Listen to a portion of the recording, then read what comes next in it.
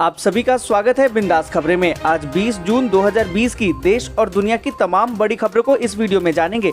लेकिन इससे पहले अगर आप चाहते हैं कि ये खबरें आपके पास सबसे पहले पहुंचे तो चैनल को सब्सक्राइब करके बेल के आइकन को जरूर दबाएं। दोस्तों, वीडियो में आगे बढ़ने से पहले फटाफट जान लेते हैं महामारी के नए अपडेट्स को। अभी तक भारत में संक्रमित मरीजों की संख्या 3,88,640 पहुँच गई है। अच्छी बात यह है कि 2,09,912 मरीज ठीक होकर घर जा चुके हैं, पर दुख की बात यह है कि 12,763 मरीजों ने दम तोड़ दिया है। वहीं बात करें हम विश्व की, तो विश्व में 86,48,633 नए मामले सामने आए हैं, जबकि 45,73,573 मरीज ठीक होकर घर जा चुके हैं।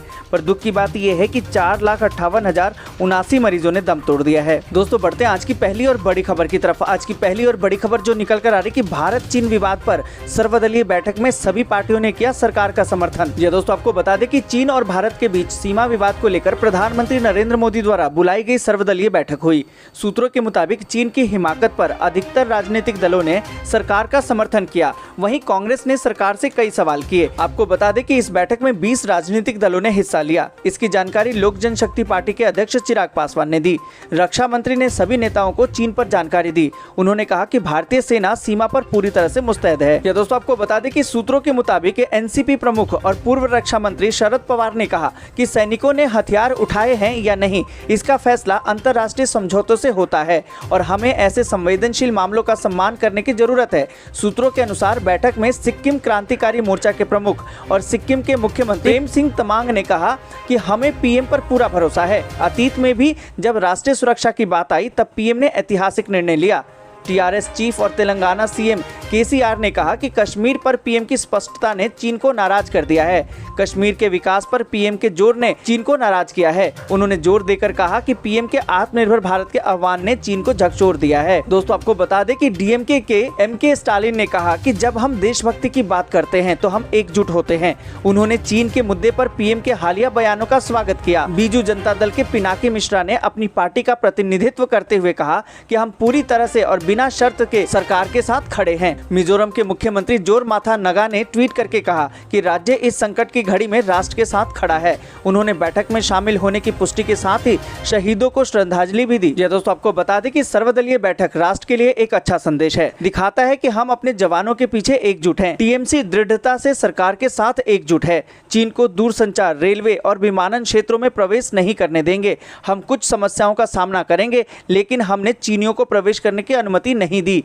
चीन एक लोकतंत्र नहीं है, वहां एक तानाशाही है। वे वही कर सकते हैं जो वे महसूस करते हैं। दूसरी ओर हमें साथ काम करना होगा। भारत जीत जाएगा और चीन हार जाएगा। एकता के साथ बोलिए, एकता के साथ सोचें, एकता के साथ काम करें। हम ठोस रूप से सरकार के साथ हैं। साथ ही दोस्तों आपको बता दें कि सर्वदलीय बैठक में बोले पीएम मोदी, उन्होंने कहा कि हमारी सीमा में कोई नहीं घुसा। दोस्तों, आपको बता दें कि सर्वदलीय बैठक के दौरान पीएम मोदी ने कहा कि न वहां कोई हमारी सीमा में घुसा हुआ है और न ही हमारी कोई पोस्ट किसी दूसरे के कब्जे में है। लद्दाख में हमारे 20 जाबाज शहीद हुए, लेकिन जिन्होंने भारत माता की तरफ आंख उठाकर देखा था, उन्हें वो सबक सिखाकर गए हैं। तैनाती हो, कार्रवाई हो या जवाबी कार्रवाई हो, जल थल नभ में हमारी सेनाओं को देश की रक्षा के लिए जो करना है वो कर रही है। पीएम मोदी ने कहा कि आज हम इतने सक्षम हैं कि कोई भी हमारी 1 इंच जमीन की तरफ आंख उठाकर भी नहीं देख सकता।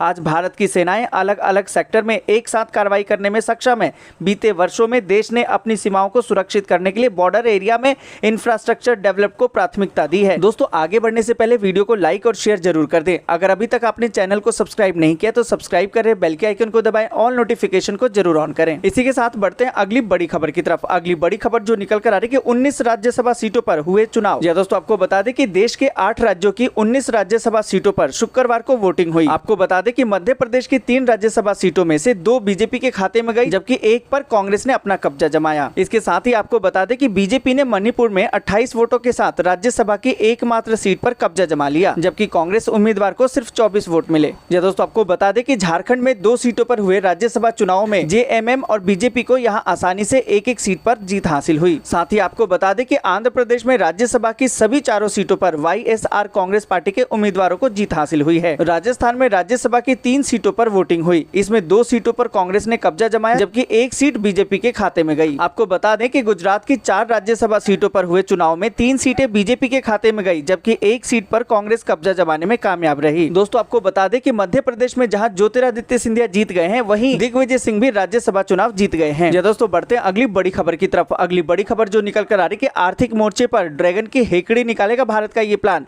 चीनी कंपनियों को लगेगा जोरदार झटका। दोस्तों आपको बता दें कि भारत और चीन के बीच सीमा पर बढ़ते तनाव का असर अब दोनों देशों के मध्य होने वाले कारोबार पर पड़ने जा रहा है। लद्दाख की गलवा घाटी में चीन के धोखे को लेकर देश के सामान्य नागरिक, सेना, सत्ता पक्ष, विपक्ष और व्यापारिक जगत में खासा आक्रोश है। आपको बता दें कि आर्थिक मोर्चे पर ड्रैगन की हेकड़ी निकालने के लिए भारत ने प्लान तैयार कर लिया है। अब इसी प्लान के जरिए चीनी कंपनियों को जोरदार झटका दिया जाएगा। दोस्तों आपको बता दें कि भारत सरकार के वाणिज्य और उद्योग मंत्रालय के एक अधिकारी के अनुसार अब आर्थिक प्लेटफॉर्म के जरिए चीन पर चौतरफा दबाव बनाया जाएगा। इसका खाका भी तैयार किया जा रहा है। चीन से होने वाला आयात भी कम किया जाएगा। भारत की ओर से चीनी कंपनियों में निवेश करने वाले दस्तावेजों की गहराई से जांच पड़ताल की जाएगी। इसका असर न केवल चीनी कंपनियों पर बल्कि भारतीय स्टार्टअप पर भी देखने को मिलेगा।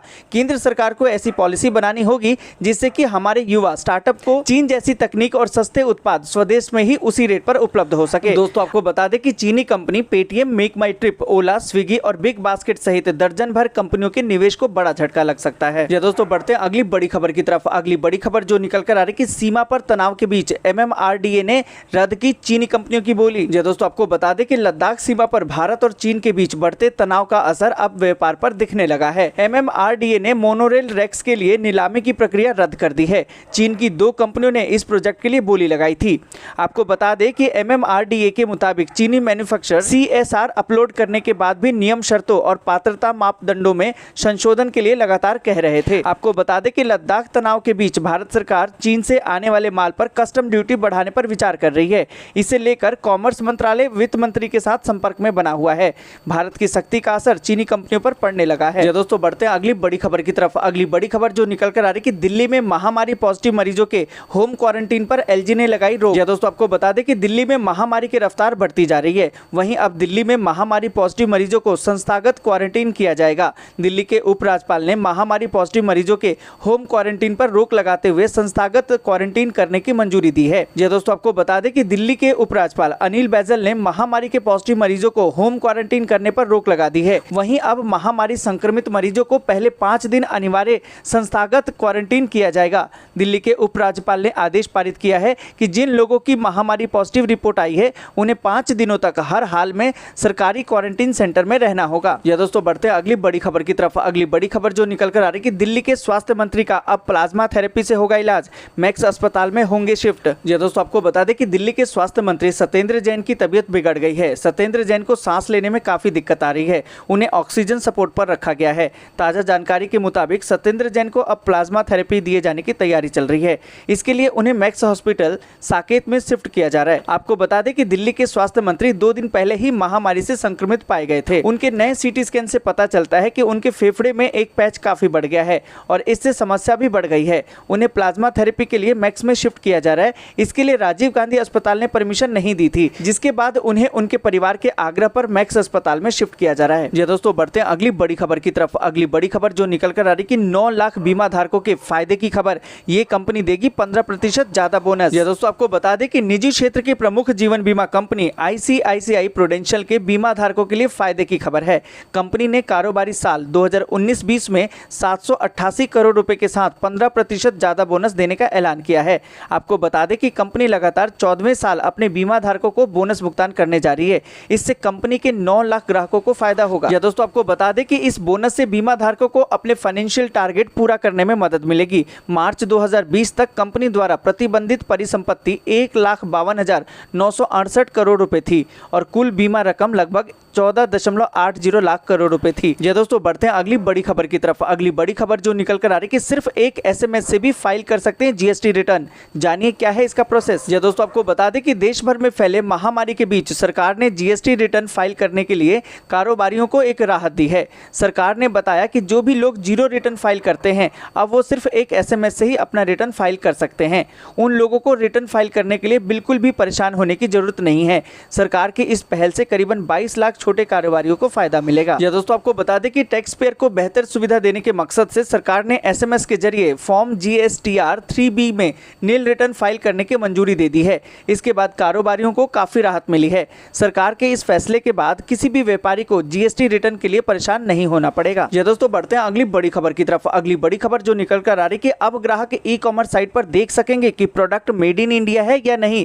सरकार ई-कॉमर्स पॉलिसी में करेगी बदलाव। ये दोस्तों, आपको बता दें कि भारत चीन सीमा विवाद के बाद केंद्र सरकार चीन से आयात कम करने के लिए योजना बना रही है। आयात होने वाले कई सामानों पर कस्टम ड्यूटी बढ़ाने पर विचार किया जा रहा है।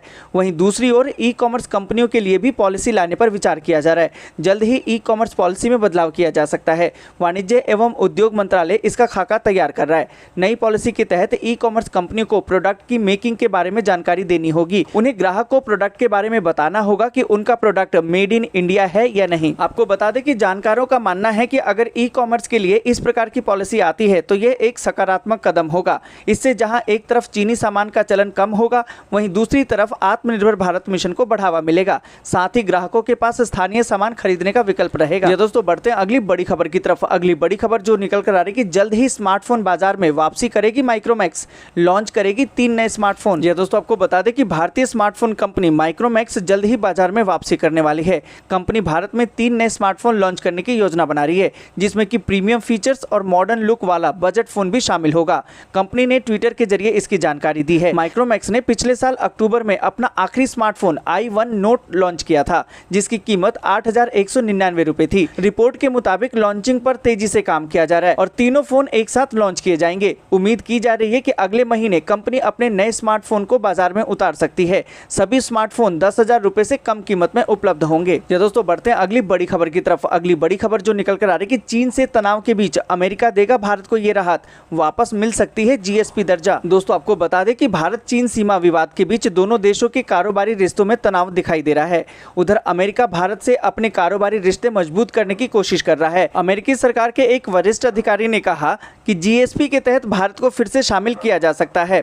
उन्होंने कहा कि अमेरिका फिलहाल भारत से इस बारे में बात कर रहा है। अमेरिकी व्यापार प्रतिनिधि ने वहां की सीनेट की फाइनेंस कमेटी के सदस्य को बताया कि अभी तक हमने इसे नहीं किया है, लेकिन हम इस पर बात कर रहे हैं। भारत से उचित जवाबी प्रस्ताव मिला तो हम इसे फिर से बहाल कर सकते हैं। जी दोस्तों, बढ़ते हैं अगली बड़ी खबर की तरफ। अगली बड़ी खबर जो निकल कर आ रही है कि ज्योतिरादित्य सिंधिया के लिए अब भाजपा में खुलेगा नया रास्ता, मिलेगा रिटर्न गिफ्ट। जी दोस्तों, आपको बता दें कि करीबन 3 माह पूर्व कांग्रेस छोड़कर भाजपा में शामिल होने वाले पूर्व केंद्रीय मंत्री ज्योतिरादित्य सिंधिया ने शुक्रवार को अपनी नई पारी की पहली बाधा पार कर ली है। राज्यसभा चुनाव में भाजपा ने उन्हें उम्मीदवार बनाया और सिंधिया की जीत भी हो गई। अब उनके लिए भाजपा में नया रास्ता खुलेगा। उन्हें मोदी मंत्रिमंडल में शामिल किए जाने की संभावना बढ़ गई है। सिंधिया 1 जनवरी 2021 को अपने जीवन के 50 वर्ष पूरे करेंगे और इस अवधि में उन्होंने भारतीय राजनीति में खास मुकाम बना लिया है। जी दोस्तों, बढ़ते हैं अगली बड़ी खबर की तरफ। अगली बड़ी खबर जो निकल कर आ रही है कि चीन ने कहा कि भारत का कोई भी सैनिक हमारी हिरासत में नहीं, तनाव कम करने पर है जोर। दोस्तों, आपको बता दें कि भारत और चीन के बीच तनाव बढ़ता ही जा रहा है। इस बीच चीन का कहना है कि वर्तमान में उसने किसी भी भारतीय सैनिक को हिरासत में नहीं लिया है। वहीं चीन का कहना है कि भारत के साथ तनाव को कम करने की कोशिश पर जोर दिया जा रहा है। आपको बता दें कि गलवान घाटी में भारत और चीनी सैनिकों के बीच हुई झड़प के बाद चीनी सेना के जरिए कुछ भारतीय सैनिकों को बंदी बना लिए जाने की खबरों पर चीन ने सफाई दी है। चीन का कहना है कि वर्तमान में उनकी हिरासत में कोई भी भारतीय सैनिक नहीं है। दोस्तों, आपको बता दें कि चीनी विदेश मंत्रालय के प्रवक्ता झाओ लिजियन से जब पूछा गया कि क्या भारत के किसी भी सैनिक को हिरासत में लिया गया है, तो इसके जवाब में उन्होंने कहा कि चीन और भारत राजनीतिक और सैनिक चैनलों के माध्यम से इस मामले को हल करने के लिए बातचीत में लगे हुए हैं। मेरे पास फिलहाल इसके लिए कोई जानकारी नहीं है। दोस्तों, आज के लिए बस इतना ही। वीडियो को लाइक और शेयर जरूर कर दें। अगर अभी तक आपने चैनल को सब्सक्राइब नहीं किया है तो सब्सक्राइब करें, बेल के आइकन को दबाएं, ऑल नोटिफिकेशन को जरूर ऑन करें।